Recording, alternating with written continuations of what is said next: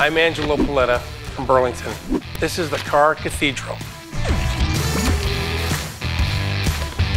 Yeah, I'm definitely a Ford fanatic. I'm car crazy, just love cars. I have no other real passion, no boats, no cottages, no bikes. Cars are it. This is a combination car storage, not a museum, definitely a working garage that people can come and see. I have a second-story man cave with a 50s style diner, big screen TV, a whole bunch of memorabilia from Ford, big, small. Of course, I have a Christmas tree. It's Christmas every day of the year at the Car Cathedral. And it's just a place to come and relax, have some fun, have some pizza, charity events, get together, barbecue, whatever. So I have OCD, obsessive car disorder. Ford's been part of my life from day one. My father in the late 50s was Ford. You know, he drove Ford station wagons, he had Torinos. He eventually graduated to Lincolns. Still drives a Lincoln today. So the blue oval has been in my blood for quite a while.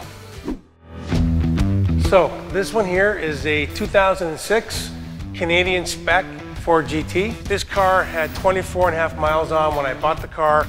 It's never been plated. It has 29 miles on it. All those miles have been done in my driveway, and this is really a super pristine car. It is a collector's item with the original stickers, plastic on the seats, the original window stickers from the factory, and you see it's a Canadian spec car because you actually see the Canadian flag on the windshield. So this Ford GT is actually the first Ford GT I purchased. It's the American racing colors, white with blue stripe. This is more of a daily driver for me. It's been on rallies in the States. One thing that's really neat about this car is we did in honor of Carroll Shelby when he passed away, and he actually signed the center console on this car.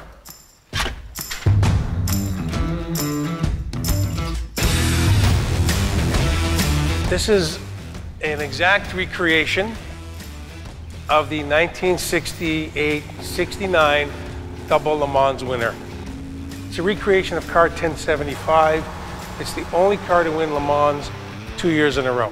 Ford actually used this car on display when they launched the 2006 Canadian Ford GT. But what's really unique about this car, it's exactly what it was built in the 60s. So the roof comes out with the door. It has the fuel cells are actually in the door sill, and there's two, one on each side. This has the full 5-point harness. You can still see the little rings. That was ventilation. Right-hand drive, right-hand shift, and you'll see the actual inside here. You see all the switches, which Ford then reproduced in 2006 when they built the 2005-2006 Ford GT. They used a similar style switch to keep the authenticity of the car. So this has true 48 IDA Webers. Everyone knows the bundle of snakes, which was the exhaust for the cars back then, and has a 5-speed ZF transaxle. So mid-engine mounted car, transaxle behind it, the clamshell like they had in the 60s. As I said, this is about 95% accurate to the original car.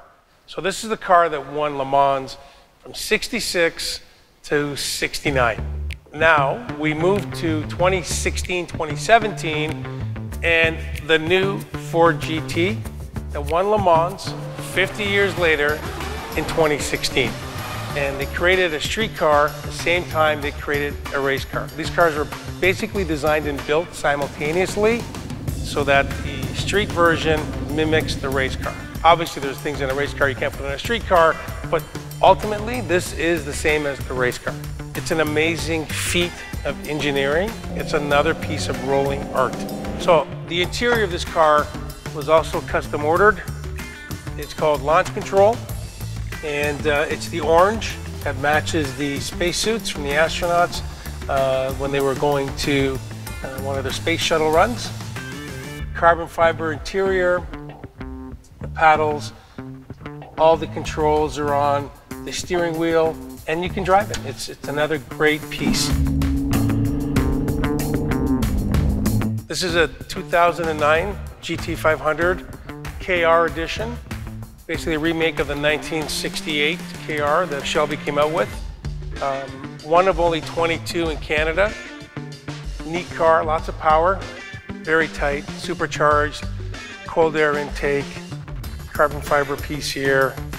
Bunch of the Shelby caps were stocked with the car over the coolant reservoirs. Handles very well, and it's a good daily driver. This is a very unique piece. This is an original Shelby Cobra, all aluminum, an original 427 side oiler motor, and NASCAR big spline 4-speed top loader. What's very unique about that is that both of those pieces were built by Bill Parsons from Southern Automotive, and he actually built transmissions and engines for Shelby in the 60s. It's number 2 of only 12 American-made cars. Another neat piece about this car has aluminum inner wheel fenders. It's the only one in the world that I know of that has that, and it was actually done by a gentleman who apprenticed in England making the aluminum bodies for Ace for Shelby. The engine on this car is spectacular. All original, 427 side oiler. The car's only got about 200 miles on the car. I'm the only person to ever drive this car. I found it in a warehouse in San Jose, California. It had been purchased by the gentleman in 1997, second year after Shelby started again, and it sat in his warehouse until I bought it in 2010. Original bias ply tires, and very loud, very hot, and the car is all made by hand. This is a hand-rolled aluminum Shelby Cobra.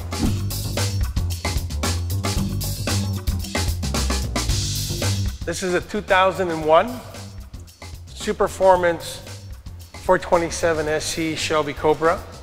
These folks have the license to build the cars for Shelby. I got this car in 2001. This was the 3rd car into Canada. The car actually has been signed by Carroll Shelby on the glove box. It has Willwood racing brakes, Bilstein racing shocks. It's the original layout of the 1965 car, has original Smith and Lucas gauges and an original wood steering wheel. Putting out well over 550 horse, 4-barrel carburetor, double pumper, and this car is very light, goes very, very fast. Beautiful car to drive on a nice day, and when you really want to get on it, you can get on it. And she goes. Again, another piece of nostalgia, great partnership with Ford and Shelby back in the 60s. Fantastic car. The last car in my mini Ford museum is the 2012 Boss 302 Laguna Seca model. This is one of only 30 in Canada.